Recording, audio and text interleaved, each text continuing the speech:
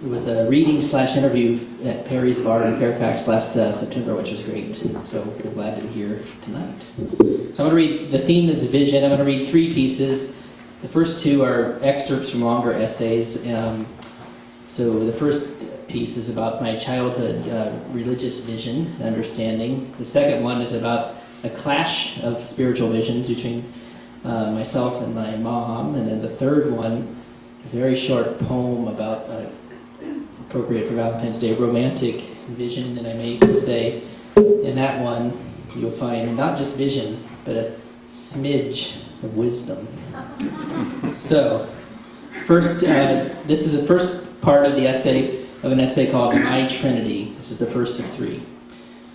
My Trinity, part 1. As a boy, I had faith in 3 things: Jesus Christ, social activism, and my very big brain. Back then, I attended church on Sundays and Wednesdays. Sunday was for Sunday school and the worship service. Wednesday night was for Christian Youth Crusaders, or CYC. Think Boy Scouts with a salvation twist. We earned our badges by reciting Bible verses. I took the crusade concept more seriously than most. In 4th grade, I read the entire Bible so that I could better spread the word. Mom, Marcus, you should go out and play. You'll have to work for the rest of your life. Me, I'm too busy thinking about my Jesus. Ain't got time for nothing else. This to the tune of Marvin Gaye's song, Too Busy Thinking About My Baby. The vocabulary sentences I wrote that year were always religious. Take the words conclude or practice. I'd write, to conclude, there is nothing I would not do to honor the sacrifice of Jesus. And as I began to practice basketball today, I considered how best to serve as a witness for Christ. Eventually, my teacher informed my mother about this unusual religious zeal. After that, I found myself on the phone with our church minister. Good Reverend actually sought to convince me to be less religious. Marcus, if you read the Bible just 1 hour a day, that would be more than 95% of the congregation. Yes, sir. But inside I wondered how I could possibly attend a church with such lightweight believers.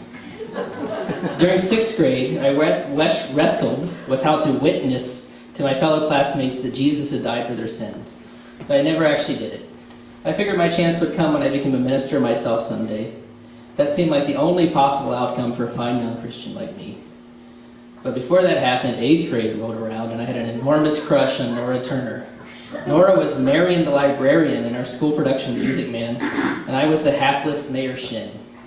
Although she was the love interest of Harold Hill on stage, off stage, I wanted to be mine. I abandoned heavenly pursuits for a while, focusing on Nora's more immediate charms. Nothing ever happened with her, but eventually I made it to 3rd base with Teresa Biamonte.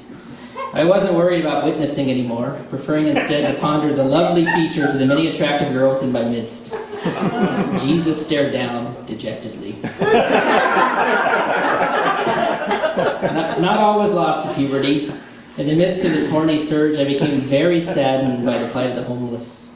One summer, I watched appalling national news stories about people who dumped pails of water on homeless people from several stories high in apartment buildings just to get them to scurry away. These stories tapped into my Christian sense of activism. After all, Jesus was a badass activist. He overturned the tables of money changers and chastised those who flaunted their wealth. Not armed with Christ's confidence to attack oppressors directly, I wrote about homelessness instead. The big brain got to work. I checked out William Julius Wilson's tome, The Truly Disadvantaged, for the library and brought it along on the family vacation in Myrtle Beach. We were very far from homeless. I also read an ethnography of life in a homeless shelter. This research became fodder for a story called The Soup Kitchen, which was published as a slim volume when I was in high school. I sought to humanize homeless people and overturn common stereotypes. And one of my characters had an uncanny grasp of the sociological theories of William Julius Wilson. After writing the story, I became embarrassed by this ivory tower approach. What kind of social reformer reads about poverty to the sound of the lapping waves of the Atlantic Ocean? Eventually, I began volunteering at the Faith Mission downtown. Although I fancied myself a scholar or salesman, I was not. I couldn't get any of my fellow volunteers to shell out $5.95 for their own autographed copy of The Soup Kitchen. Me, over the din of surging water and clanking dishes. Guys, I wrote this story about homelessness called The Soup Kitchen. I have lots of copies. I can sign them for you. Colleague, how much is it? Me, $5.95. Colleague, that's steep, my brother. Me, true. Even though I had trouble moving the product, this experience was the perfect fusion of my Christian impulses, activist spirit, and brainiac ways. Life was never that simple again. So that's the first part. So that was childhood. My views have shifted since then. But the second piece is, the whole essay is called Mom, Mr. Celery, and Me.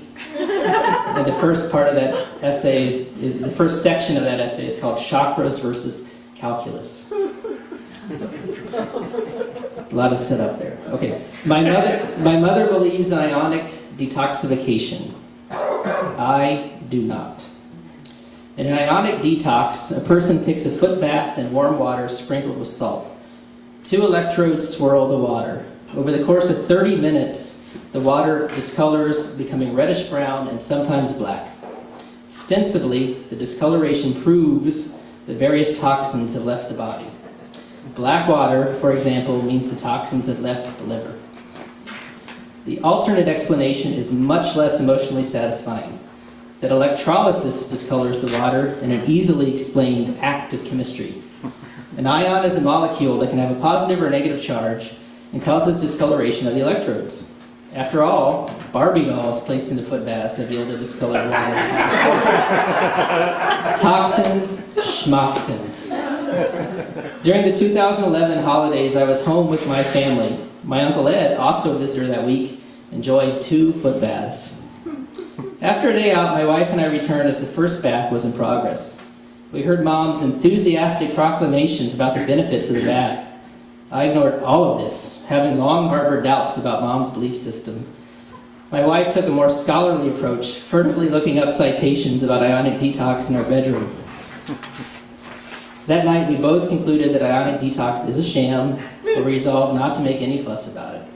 We were guests, after all, and everyone is entitled to their own beliefs. The next evening, the cycle began anew. Ed requested another foot bath. I resolved to ignore the entire process, thankful for the distracting football game between Washington and Baylor visible on the 65-inch flat-screen TV. Go Baylor! Go Washington! Just leave me out of this foot bath mess. At this point, Ed's feet had yet to touch water. Mom requested, Marcus, come see this water. It's so clear. Like the dutiful son I am, I arose from the couch to view the water, giving it exactly 1 second of attention. Soon I was back on the couch, just as Baylor scored to put that game out of reach. Meanwhile, Mom kept extolling the benefits of the foot bath. I had to say something. But I am the world's worst actor, so I said something like, we were looking this up last night, and we think it's crap.